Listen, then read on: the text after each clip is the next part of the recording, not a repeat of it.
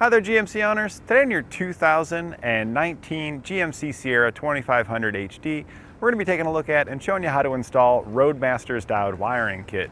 Roadmaster's diode wiring kit is going to take all the lighting signals on our motorhome and transfer them to the lights here at the back of the vehicle. I've got the hazard lights turned on and you should be able to see those at the motorhome as well as here at the vehicle, mimicking one another because it's just transferring those signals right to here. The diode wiring will ensure that the signals are transferred from there. You'll get all the wiring necessary to bring them from a connector at the front to the lights here at the back, and the diodes will install inline on the wiring, which will allow the current to flow from the motorhome to the lights, but not backfeed into any of the wiring on our system. That's how our diodes work, as a one-way check valve for electricity to ensure we don't damage any of our computer systems. And this is my favorite option for getting lights working here at the back of the vehicle because you just use your factory lights, so there's no modifications to the vehicle as far as how it looks.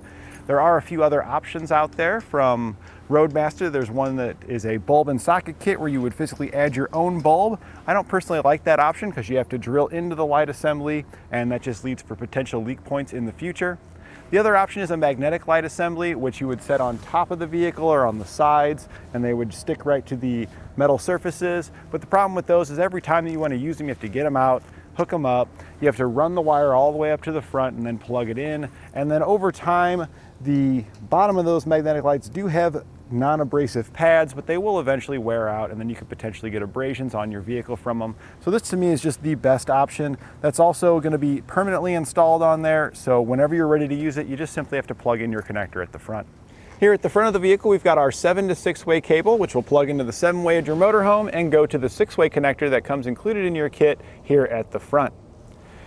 The connector typically mounts to a mounting point on your base plate. This is a bracket that comes with Demco base plates that gave us a mounting location to install this. If not though, you do get a small bracket that you could just drill into a surface and attach it. But if you have an option on your base plate, it's usually going to be a cleaner setup that's a little bit more secure.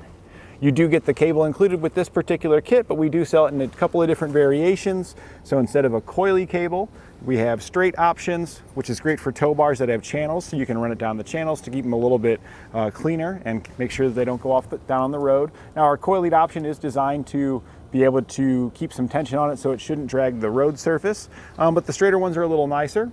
We also have hybrid ones, which has a straight section for your tow bar, and when you got a bunch of extensions and things like that piled up, it has a coiled section to reach your motorhome there.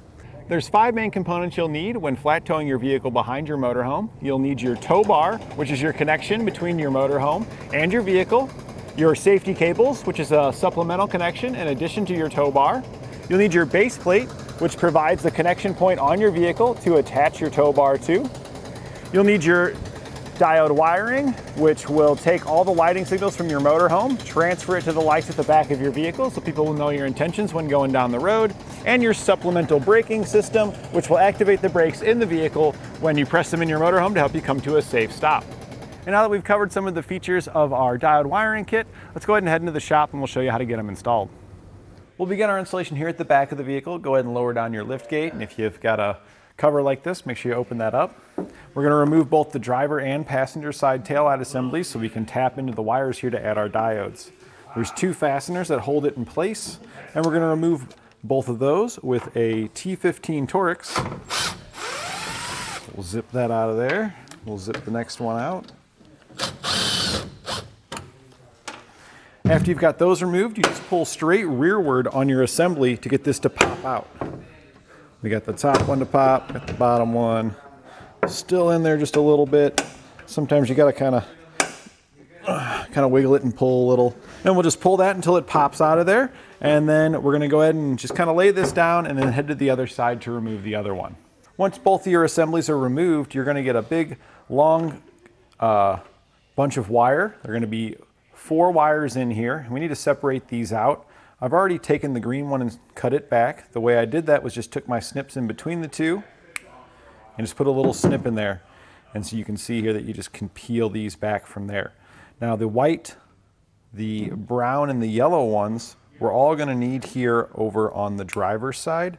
But the green one we don't need over here, so that one you can peel back a bunch of that and let that hang down below.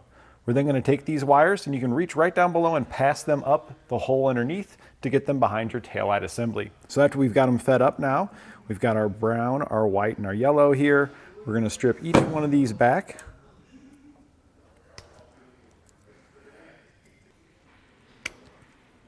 We'll be crimping a blue spade terminal on the yellow wire, and then the brown and the white wires here you'll take and twist together and connect those using the yellow spade terminal. So just slide your terminal on there and crimp it in place.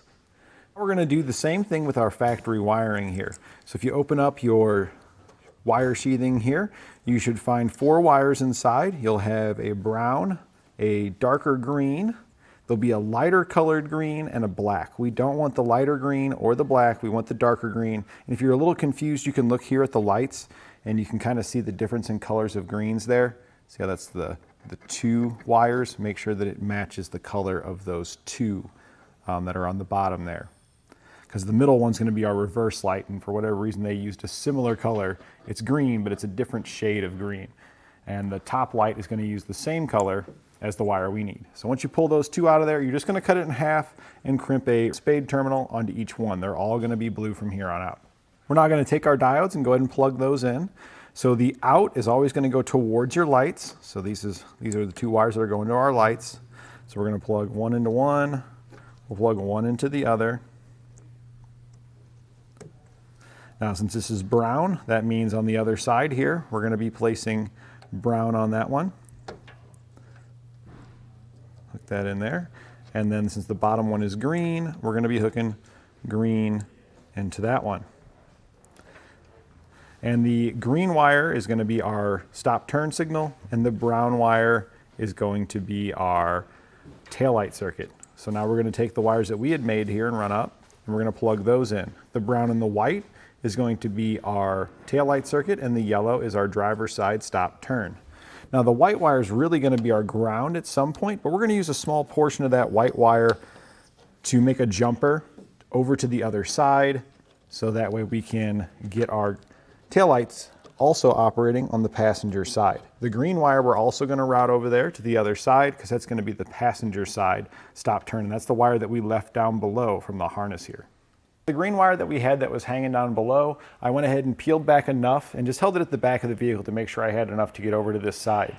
I did take that green wire and I folded it back along the rest of the wires just to see how long it was, and then I cut out a length of white wire that's attached over there to be able to have the same length of white over there to run over here with our green.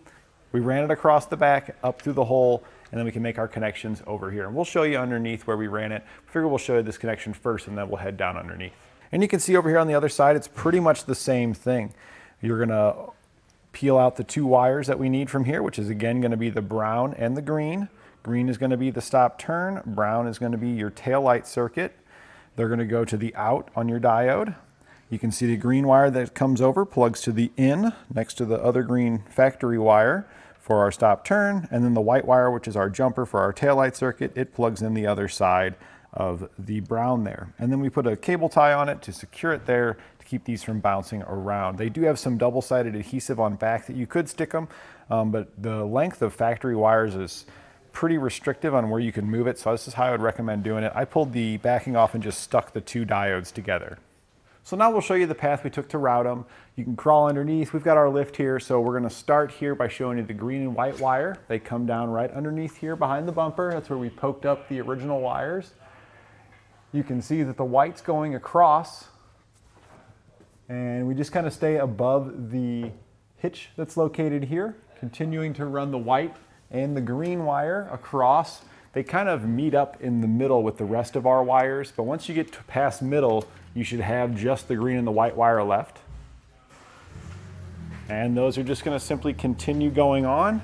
Try to poke it up above your frame and everything, because we want to avoid anything hot like our exhaust there. And it'll just poke up the hole going up behind the other taillight assembly there. So now that you've got all the connections made there at the back, the rest of our wires need to go up towards the front. We will stop along the way to hook up the remaining white wire that's continuing forward to the frame, so that way we can get ground for the vehicle. And that's just going to keep going. So it kind of starts right about here. You're only going to see the green, the yellow, and the brown because we had cut off a section of that white to make that jumper that goes across. Our factory wiring is located right here on the inside of the frame rail. So we use cable ties that come included with our kit to secure it to that factory wiring, because we know that's already going to be routed in a way that's going to avoid any of our moving components or excessively hot components. Once we reach the fuel tank here, right at the back, this is where we have the rest of that white wire. So it was about here back is where we cut off a section for that jumper. So here we're going to take our white wire that we've got left that's going to continue forward, strip it back and place the small ring terminal on it that comes in our kit. You're going to crimp it on just like you did with those spade terminals. We'll then use an 8mm socket or a 5/16 socket, either or, to run our self-tapping screw here right into this cross beam to get our ground. Now we're connected to ground on the vehicle, so now we've got all of our 4 wires here again, met back up. They're going to continue following this factory wiring harness up above the frame rail. We'll pop out on the other side of the frame a little bit further forward at the other side of our fuel tank. Now you're looking at the wiring here. This is on the front side of our fuel tank. There it is right there. This is about where the bed meets the cab here. So you can see we just poked it up, and then it continues going forward there. Our factory wiring sits right on top of the frame right here. So we just continued connecting it to that factory wiring and following that all the way up. That factory wiring goes all the way down the frame here, so you can cable tie it to that all the way.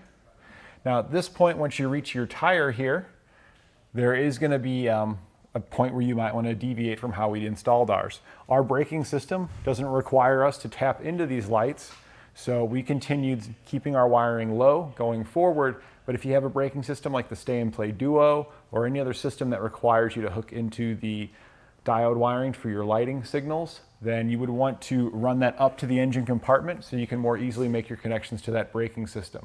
But if you're using like most portable systems or the Air Force One like we are here, we don't need to tap into it.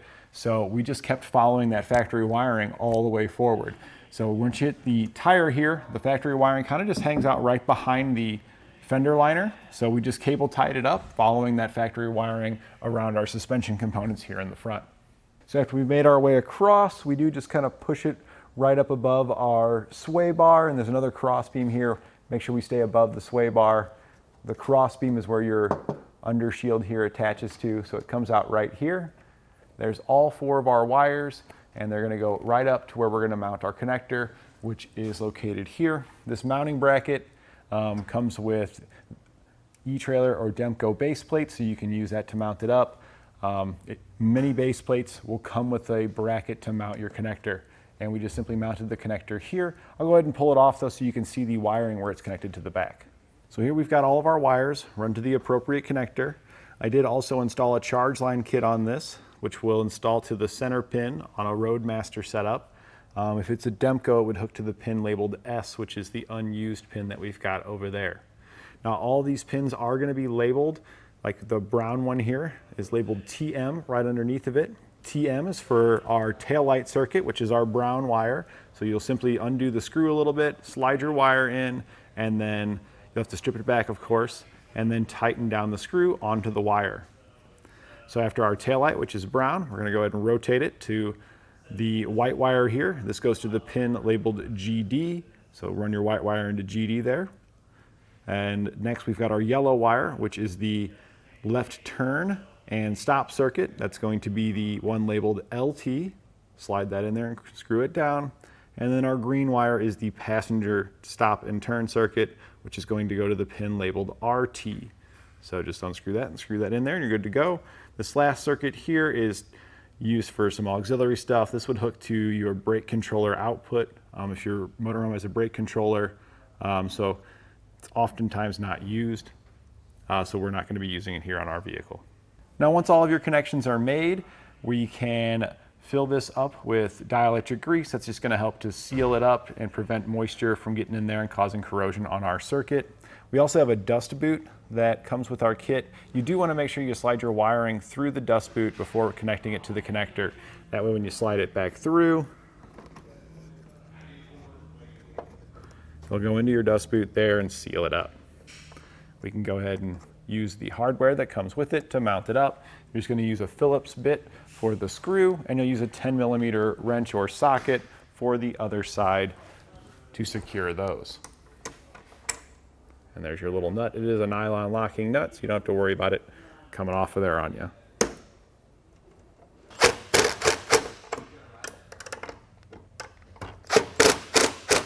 Plug in and test out our system. You can plug this into your motorhome to test it out, or you can use a test box. That's what we're going to be using today. Your motorhome's probably more likely what you have at home.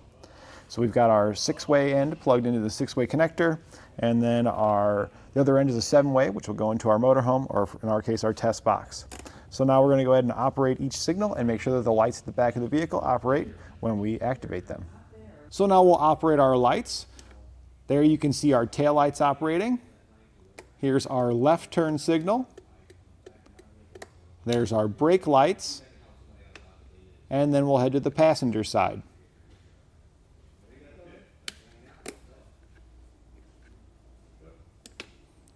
Over here on the passenger side, you can see the tail lights, the passenger side right turn signal, and the brake lights. So now that we've tested our lights and they're all working properly, we're ready to hook up our vehicle to our motorhome, place it in flat tow, and hit the road. And that completes our installation of Roadmaster's diode wiring kit on our 2019 GMC Sierra 2500 HD.